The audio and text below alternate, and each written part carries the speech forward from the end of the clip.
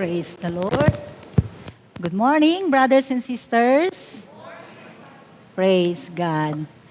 God is good and faithful. I always say that because that is God to me. He is good and faithful. Hallelujah. Praise the Lord. Let us pray. Hallelujah. Thank you, Jesus. Oh, hallelujah. Sukaya rarabahaya rabakira bakai rabahaya rabakai sikaya rabahaya rabakai kinahaya rahaya rasaya rabakina nahaya raka kira bakai rabahaya rasaya rabakai kira rabakai. Father God, we praise and thank you, God, for gathering us, your people, because your word, oh God, is life, oh Lord God. It brings us life, it sustains us, oh God, and Lord, your life, oh God, will continue to give us strength. Your life shall transform us. Your word, oh God, shall transform us, and your word, oh God, shall continue to strengthen each and every one of us. Thank you, Lord, for the opportunity, oh God, once again, to study your word, to listen to your words, oh God. And I pray, oh God, that you continue to release life upon each and every one. As you promise, oh God, abundant life, oh Lord God. Thank you so much, oh Lord. Holy Spirit, take charge, oh God. Be in control, be our teacher today. Thank you in Jesus' name. Amen. Praise God. Hallelujah. Praise God. I like to talk about miracles. Gustong-gusto ko talaga ang pinag-uusapan ng mga miracles. Siguro, kasi may mga miracles akong natatanggap, hindi man siguro big time, hindi masyadong malalaki, but I consider them all as miracles. Yun na lang tinutugon ni God yung desire ng puso ko, even yung pag sinasabi nila, oy, magtataas na naman ng gasolina, ganito, ganyan. Dapat magpagas na ako. Pero that day, wala naman akong budget pa para magpagas. And God, yun lang, narinig lang. Sabi ko, sana all, may pampagas na. Sabi ko, bago tumaas bago ako magpagas up. Alam niyo ba, sabi ko lang yun, sana all. Dumating, bigla may tatawag, daanan mo ito. Akala ko, pagkain lang yung bibigay, yung pala may panggas ako. And I never tell them, I never tell anybody about it. Kaya yung mga ganong parang mga petty things na akala ko, I consider them as miracles. Amen. You know what? Ang daming mga miracles na nangyayari sa buhay natin. At sabi ko nga, what happened? Bakit walang wala? Okay. Yeah. My title for today is Jesus, the Ultimate Provider. Dito mga nakaraang linggo, bidang-bida si Peter at saka si Jesus. No? Pag-uusapan natin ulit ngayon si Peter at saka si Jesus. Praise God. Actually, I'm working out dun sa, na-preach sa ni Pastor Cesna. Pero iba naman yung message, yung about dun sa storm. Pero meron namang ibang miracle ulit ito. So, I just want you to know, brothers and sisters, that miracles happen, yung first slide, that miracles happen not just to meet our needs. Nangyayari ang mga miracles hindi lamang para matugunan yung ating mga pangangailangan, pero nangyayari ang mga miracles para magkaroon tayo ng revelation. Magkaroon tayo ng pangunawa kung sino talaga ang Diyos. Kapag nakatanggap ka ng miracle, sino ba ang Diyos sa'yo? Mabuti ba ang Diyos? Faithful ba ang Diyos? Is He your provider? Is He your shepherd? Merong revelation at revelation si God sa'yo kung sino siya kapag ikaw ay nakakatanggap ng miracle. At dahil doon, i-glorify mo ang ating Panginoon. Alam mo, lahat tayo, we all have needs. Lahat tayo may mga pangangailangan. Hindi man yan material, pero karamihan, dami nating pangangailangan material. Ewan ko ba, nagiging materialistic yata tayo. O financial. Kasi pag nagtanong ka, anong kailangan mo, sister? Pag pray mo nga, sister, yung financial ko. Karamihan pera, Napag-uusapan namin nila Pastor Cesna noong nakaraan. There is a friend na nagsabi sa akin, alam mo, Beth, pagka nagre-regalo yung mga anak ko, mas masaya ako pag pera ang binibigay. Sabi niya, sino rito? Ganon. Pag niregalon kayo, pag birthday nyo, sino rito? Gusto pera ang binibigay. Umamin na kayo. Ayan, mga umamin, Mas masaya. Iba yung twinkle ng mata. Meron nga rito kaibigan ko. Binigyan kasi ng chocolate. Inilagay kasi sa sobre yung chocolate. Can you pass it to her? Sabi ni Pastor May. Binigay ko sa kanya. Grabe, ganun yung mata. Akala niya pera. Hoy, tumigil ka. Buksan mo muna. Bakit akala mo pera? Hindi yan pera. Pagbukas niya chocolate, naku, lalo naman ako magkakasakit nito. May diabetic na nga ako, ganyan pa binigay. Buti nga sana pera. Kaya naglaho pangarap mo. Sabi ko sa kanya, pag magbibigay ka naman kayo ng something, kung sa sobre, pera nga. No, baka magkamali ka. Baka magkamali, ano? Nilagay mo naman kasi sa sobre. Praise God, nakakatawa, no? Ako, gusto ko pera. Pinag-uusapan namin, mga pastor na to, mga mukhang pera. Kahit nga 100 lang bigay sa'yo, iba yung tingkad, ay, iba yung ano ng mata mo eh. Hindi ba? Sabi ko kanina, mag-behave ako. Pero hindi naman joke yun, di ba? Totoo naman. Okay. Praise God. Okay, lahat tayo may mga needs, okay? Merong nangangailangan ng atensyon kasi KSP siguro, kulang sa pansin. Eh di sumayaw ka para ikaw ay mapansin, hindi ba? O ewan ko na lang kung anong gawin mo para ka mapansin. Nagangailangan ng love. Wala man nagmamahal sa akin dyan. Minsan pina-Facebook pa, okay? Nangangailangan ng comfort. Hindi na, yung mga needs natin yan. And the list goes on and on. Ang dami-daming needs ang tao. Mayaman, mahirap, may mga needs yan. Hindi nyo lang alam. Kapag ka pinag-pray mo yan at tanungin mo kung anong needs, mayaman yan, akala mo sasabihin niya, yung peace sa family, yung pala kailangan ko ng pera. Sasabihin din niya. Okay? So, kailangan natin, actually karamihan ng pangangailangan natin, pera. Kasi paano ka bibili ng pagkain mo, paano ka bibili ng damit mo? Di ba?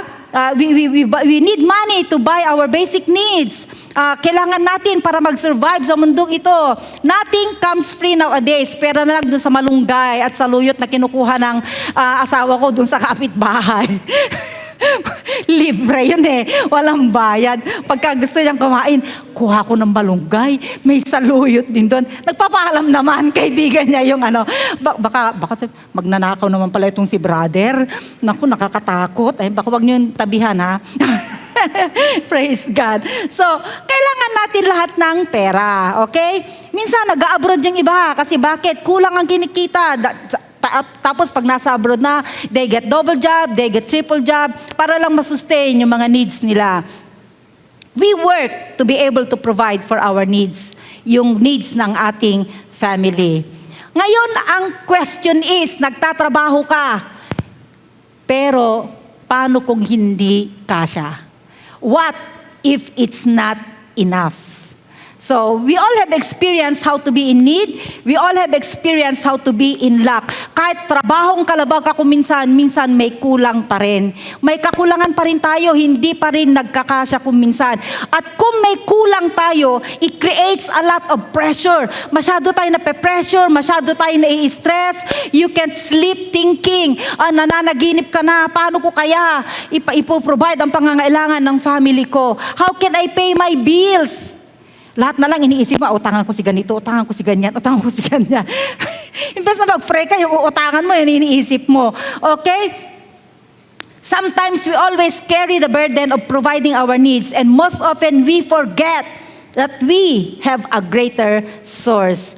God, Jesus, our ultimate provider. Jesus is our ultimate provider. Kapatid, bago ka ma-stress, bago ka ma-pressure, bago kung ano-anong iniisip mo, pumunta ka muna kay Jesus. Okay? Kanya ako, hindi mukhang stress. May pula-pula pa ng pisngi, no? Di ba? Praise God. Pati yung apo ko, nilagyan ko ng pula eh. Pang pale.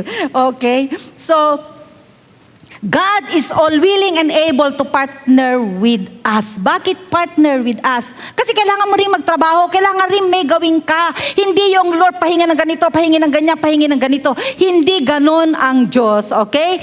He is willing and able to partner with us to provide for all our needs, okay? So that should give us comfort and peace in our hearts.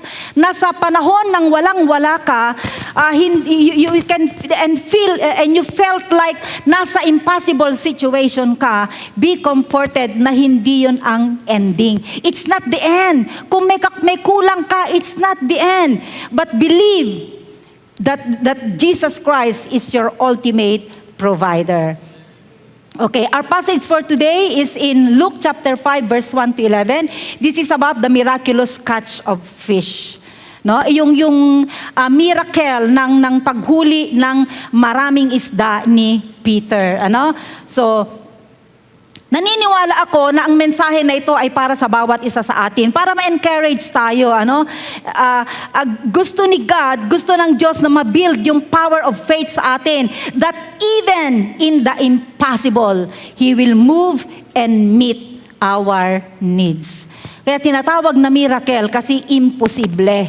Hindi kayang gawin ng tao, Diyos lang ang may kayang gumawa niyan. Okay? And I want you to know, brothers and sisters, that in times of luck are invitations to experience God's miraculous provision.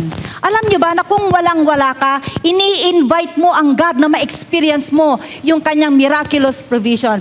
I have a testimony to tell, kaya gustong-gusto kong i-share sa inyo ito ngayon eh. Nung nakaraang, it was August, right? August, kailangan naming parehistro yung sasakyan. Pero at that point of time, wala kaming budget. Paso naman, pamparehistro lang, wala ka. Wala pa wala nga eh. Di ba? Wala nga eh. So, ewan ko, hindi pa August, July pa lang, I was praying about it na, Lord, kung hindi kakayanin ng aming budget, I know you will provide. I know you will provide. Hindi ko rin alam kung paano, but I know you will provide. You know what? That August, bago kami magparehistro, biglang may nag-message sa asawa ko kasi he's trying his best na makabenta kahit papaano sa real estate, nakabenta pero maliliit lang, mga magkano lang yung mga nakukomisyon niya. Pero I'm praying for big time. Praise God. Sabi, biglang tumawag, nakilala lang niya ito doon sa mga grupo-grupo nila, biglang nag-message sa akin. Pare, nabenta ko yung binebenta ko, gusto kitang sharean. Hindi niya kilala, hindi pa niya nakikita, kagrupo lang niya. Sabi ko, wow, ganyan kumilos si Lord. Hindi ka kilala, you have no relationship with. Karamihan na nagbibigay sa atin, kilala ka. Karamihan na nagbibigay sa atin, may relasyon ka, kaibigan, kapatid, kamag-anak. Pwede, pero ito, hindi niya kilala. He never met him. Kausap lang niya sa messenger. At nung ibinigay niya yon, sabi niya, magkita na lang tayo sa Hyper, brother, kasi nagmamadali rin ako kung wala kang time na magkita talaga tayo. Pagdating sa Hyper, inabot niya yung ibibigay niya sa mister ko. And it's more than enough. Doon sa kailangan namin, doon sa pamparehistro ng sasakyan. Di ba, that is amazing? It's a miracle. Iyak ako ng iyak noon. That is why I always say, Lord, you are good. You are faithful to your promises. Praise God. So, gusto nating maranasan yon, yung mga miraculous provision ng ating Panginoon. You know what? In times of lack, Jesus knows. Alam ng Diyos kung kulang ka. Alam ng Diyos kung nangangailangan ka.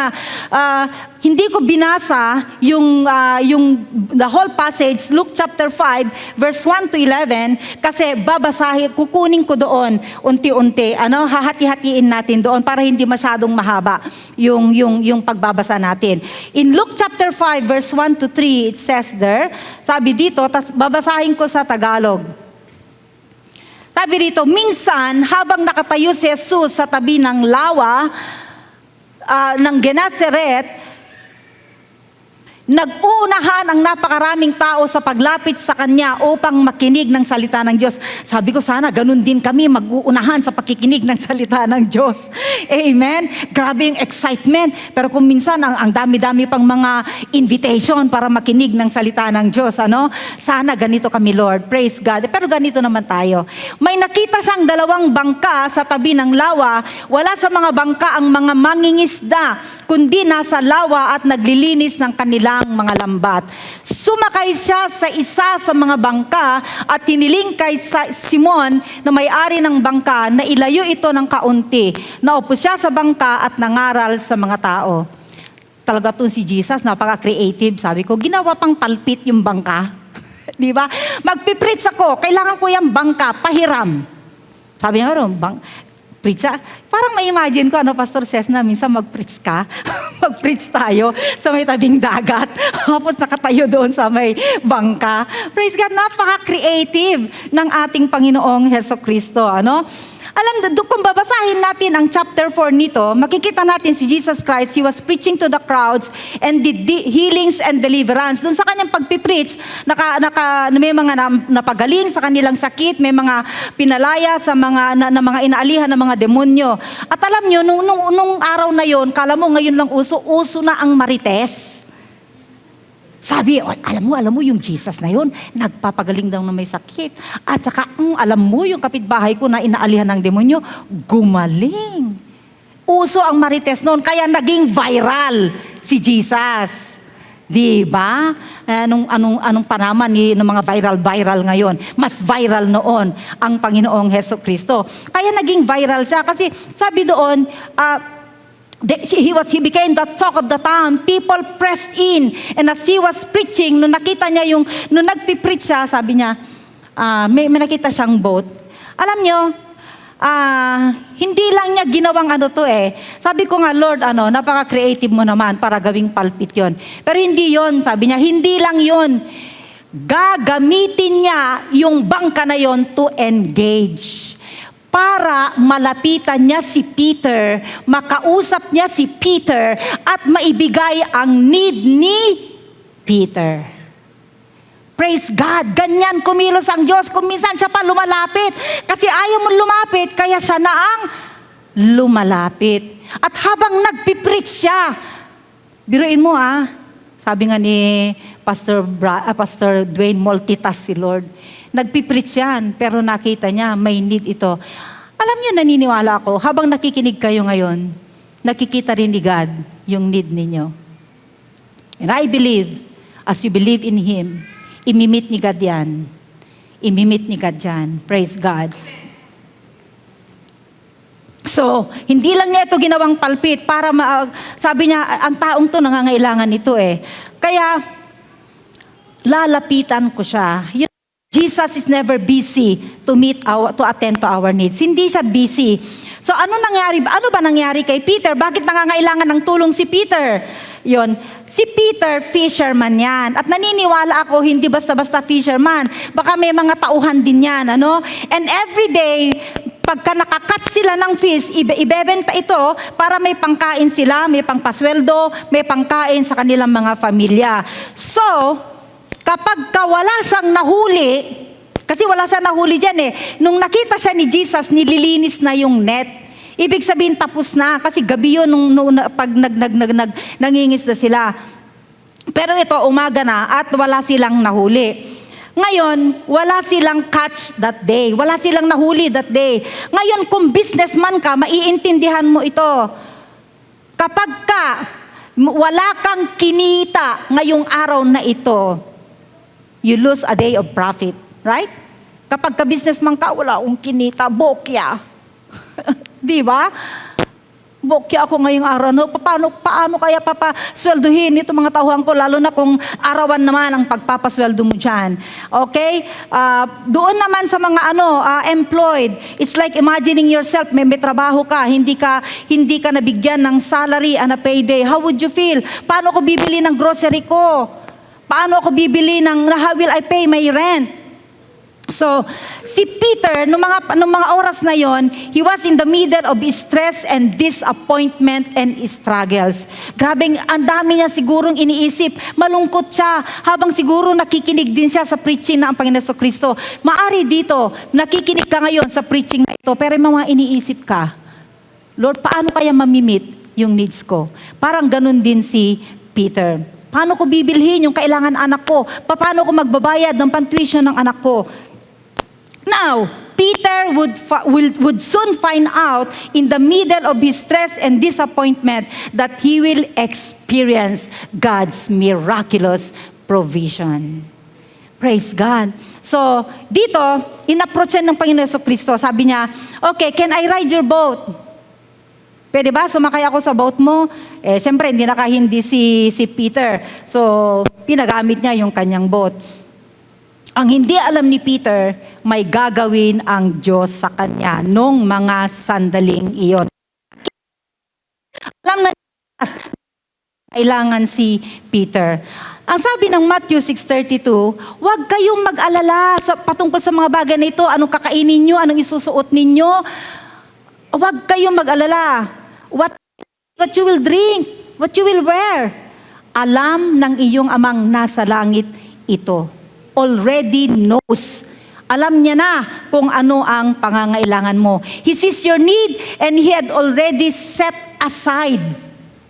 Na-set aside niya na yon. Alam niyo may mga magulang tayo, di ba, na pagka nagse-set aside, na meron ng aday bat-batidan para kadagiti anak dano daduma.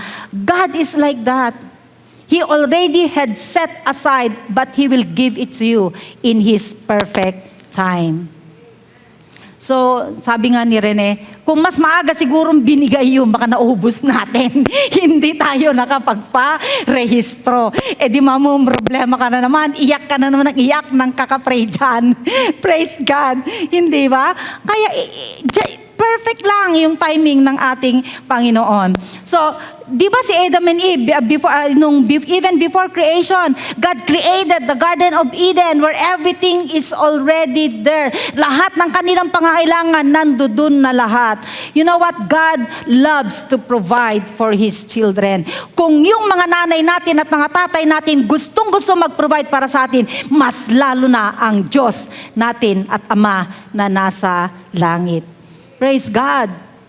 He loves to provide for us. So, dito, Jesus wants to help us. He is very much willing and He is so able to provide. Hindi lang siya willing. Hanlang nga kayat na, daduma yung parents natin, willing lang. Kung maaari, ibigay lahat yung ating pangangailangan, pero kung minsan they are not able. But God, Jesus, is willing and able. Praise God, kaya niya, kapatid. Kaya niya kung ano yung pangangailangan mo. No matter how impossible it is. Praise God. God does the impossible. Kung kaya, ikaw na lang gumawa. Pero kung hindi mo na kaya, pumunta ka kay God. Okay? He does the impossible. Next truth, in times of lack, we are challenged to obey. Alam niyo kung minsan, kapag meron tayong pangangailangan, doon tayo na-challenge to obey. So Jesus entered the boat and continued teaching. And Peter continued fixing. Tuloy-tuloy naman si Peter sa pag-fix ng kanyang things, ng kanyang nets, nilinis nila yon. Iniisip niya, paano kaya ako nito? Uuwi, lagot ako sa asawa ko, walang kita. Akong ipipigay. Peter, outside ako lang buhay. Ngayon, maaaring ka na, no? Anong inuwi mo? Net! Mga ganon. Mga misis na nager dito, ha? Huwag ganon. Pag walang inabot na pera si mister, pagpagalitan, ha? So, siguro sabi ko, takot siguro si Peter, no? Kaya, grabe lungkot niya. Kuminsan, mas takot pa sa asawa, no? Praise God. So, yun. Basahin natin. Verse 4 to 7 yata, 5. When he had finished speaking, sabi niya, dito na lang sa Tagalog, pagkatapos niyang mangaral, sinabi niya kay Simon, pumalaot kayo at ihulog ang mga lambat upang manghuli. Sumagot si Simon, Guro, sabi niya, Master, Guro, magdamag po kaming nagpagod, ngunit wala kaming nahuli. Jesus naman eh. Wala nga kaming nahuli. Tapos papupuntahin mo kami. Umaga pa, gabi maraming isda. Hindi ba? Sabi, ngunit dahil sa sinabi nyo, sabi niya, ihuhulog ko ang mga lambat. Praise God. And ganun nga ang ginawa nila at nakahuli sila ng maraming isda, kaya't halos mapunit ang kanilang mga lambat. Grabe ang dami. Halos mapunit daw ang lambat. Ibig sabihin, siksik, liglig at umaapaw. At lulubog na yung kanilang bangka. Hindi na kayang kargahin nung bangka yung kanilang mga huli. In his lifetime, ngayon lang nakahuli ng ganung karaming isda si Peter. Tapos kinawayan nila ang kanilang mga kasamahang nasa kabilang bangka upang tumulong. Yun, nagpatulong na sila dahil halos lumubog na yung kanilang bangka. Ngayon, tignan natin, ano ang sabi ng Diyos sa kanya? Go into the deep. Agpakasya ka ba si Peter? And let down your net. Lord, paano kaya ito? Napaka-illogical naman. Fisherman ako preacher ka. Ako ang fisherman, ano ba? This is my forte. Alam ko kung may isda ngayon o wala. Maaring gano'n ang iniisip ni Peter. Pero, ang sabi niya, pero dahil sinabi mo. Dahil sinabi mo. Kuminsan, may mga bagay na pinagagawa sa atin ng Diyos na hindi natin maunawaan. Pero dahil sinabi niya, gagawin natin. Praise God. So, parang Lord, nire-remind mo ba ako na failure ako? Wala nga akong nakats Pero bang ganyan? Lord, bakit parati na lang ganyan? Mag-review ka ulit. Mag-exam ka ulit. Sabi ni Lord, para mo namin nire-remind na I failed. You know what? Sige, expert ka sa pagpapalayas ng mga demonyo, expert ka sa pagpapagaling ng mga may sakit, pero dito ako expert. Ginawa ko na lahat ng strategy na alam ko, pero wala. It doesn't make sense. Walang isda na lalabas dyan sa tubig ngayon, kasi araw ngayon. Ibig mo sabihin, Jesus, parang ganun, mas marami bang tsansa na magkakaroon ng fish ngayon kesa kagabi?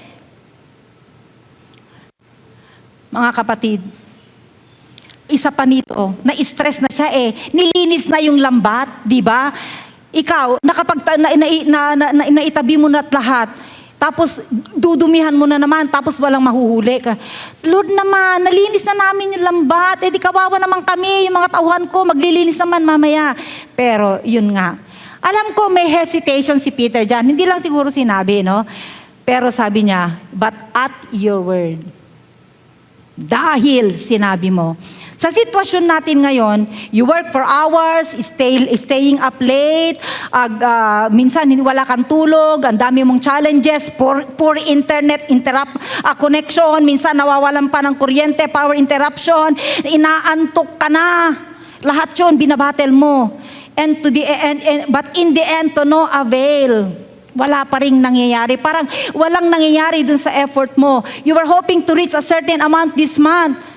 Pero kung minsan, you do overtime every single day. Pero pag na-receive mo yung salary mo, naku, hindi pala na-compute. Pambihira naman itong aming accountant. Oo, nag-overtime ako 5 araw ako nag-overtime, pero hindi naman kinompute. Praise God. So, you will be annoyed, you will be disappointed. Or maybe, yun, ang dami mong mga iniisip na parang hindi ko na yata ito kaya. You know what? Kung minsan, our faith is challenged. Natcha-challenge yung faith natin. Maniniwala pa ba ako kay Lord? And not only natcha-challenge ang faith, we are challenged to obey. May papagawa sa atin si Lord. May mga ginagawa, may mga sinasabi si Lord, sige, before I provide, ito yung instruction. Parang ganito yon. Give your tithes and offerings. Lord, pwede next year na. Parang di pa kaya Lord. Next year na lang ako magta-tithes and offerings. No? Pero sabi mo, Lord, i-bless mo ako, i-bless mo ako, siksik, liglig, at umaapaw pa. Ano naman ang isisiksik at liliglig ni Lord, wala ka man lang inilagay kahit 5. Di ba? Kailangan may ilagay ka para may isiksik, liglig, at iaapaw ang ating Panginoon. So, He is excited to give us the blessing, but we have to obey. So, yun, at your word, I will let down the nets. So, ano nangyari? Ang dami-daming isda. God is so amazing. That's how great the provision was. Pinakita niya kay Peter kung ano ang imposible sa iyo, Peter, posible sa akin. Naniniwala ba kayo na yung mga isda, sabi ni Lord, oy isda, punta ka rito. Hindi ganun yun. Alam ko, nandun na yung mga isda. Andun na, pero hindi lang pinapakita pa ni Lord. Okay? So, a lot of times we will be surprised. But to some extent, we won't be really surprised if we believe in His power. Hindi ka na masusurprise sa mga miracle ni Lord kung naniniwala ka lang talaga na may makapangyarihan ng ating Panginoon. Ang Jesus na ito, He is the Jesus who turned water into wine. Ang Jesus na ito, siya yung nag-feed ng 5,000 and more. Hindi mo pa ba paniniwalaan? Never limit the provision with what Jesus can do. Sabi nga, He can give you more than you can ever ask of or imagine. Praise God. Basta tumingin ka sa Kanya, there are no limitations. He will do beyond your limitations and expectations. All it takes is faith. But faith is expressed in obedience. May gagawin ka, kapatid. Meron kang susundin. Faith without action is dead. Peter expressed his faith through throwing the net. Kailangan kong ibato yung net. So, di ba, when Jesus turned the water into wine, anong ginawa? Ay, kayo, sige, punuin nyo ng tubig ang mga jar na ito. Tubig, Lord, hindi nga, alak nga yung kailangan. Ba't naman tubig ang aming ilalagay? Basta punuin. Parang nanlaki ng mata ni Jesus. Sabi ng punuin Marunong ka pa sa akin. Gagawa nga ako ng miracle. Hindi naman niya sinabi yun. No, sabi ko lang yun. Okay, napaka-weirdo naman talaga ni Pastor Bet. Okay, so, sige na, punuin. Ano nangyari? Ikaw kaya yon. Mamigay ka na. Naku, alam ko, wine yung kailangan eh. Ba't naman ito pinamimigay? Ito po, inom po kayo. Tubig yan Masarap po na wine yan. Niloloko ako nito eh. Ang clear Tapos tubig daw. Pag inom siguro, sarap. Wine pala. Hindi ako nag-endorse dito ng paglalasing ha. Praise God. So, ano pa? Yung 5 tinapay at 2 isda nung bata. Anak, pahingi na lang yung baon mo. Si-share natin. Mahigit 5,000 to eh. Di ba yung Apostles 12? Siguro yung 5 loaves, pinaghati-hatian mo na. Ito, i-distribute mo ha. Paano kakasya? Halimbawa, 10 slice na sa'yo. Paano kakasya? Basta, sabi, distribute Pati yung isda, 2 lang isda. Ito sa'yo ulo, Peter. Ito sa'yo buntot. Ito sa'yo yung Siguro hinati-hati, Sabi ko, ang sarap talaga, mag-imagine ng Word of God. Ay, binibigay siguro. Pagbigay na ganon, meron. Pagbigay ulit, bakit hindi na uubos? Di ba may tira pa? May tira pa sila. Nagsupot pa sila. Nagselopain pa sila. Ang daming tira. Sino rito mahilig pag may handaan? Nagsusupot. Kami mahilig. Praise God. Okay. So, ayun, di ba? More than enough. Pero kung sabi ng boy, bahala kayo sa buhay nyo, magutom kayo lahat, ayokong ibigay. Pero, o kaya inisip ng boy, paano naman po kakasya? 2 lang isda at saka 5 loaves lang. Pero, the boy had the faith to give. Praise God. Di ba pati yung bata may faith? Tayo matatanda ba? May faith? Dapat meron, di ba?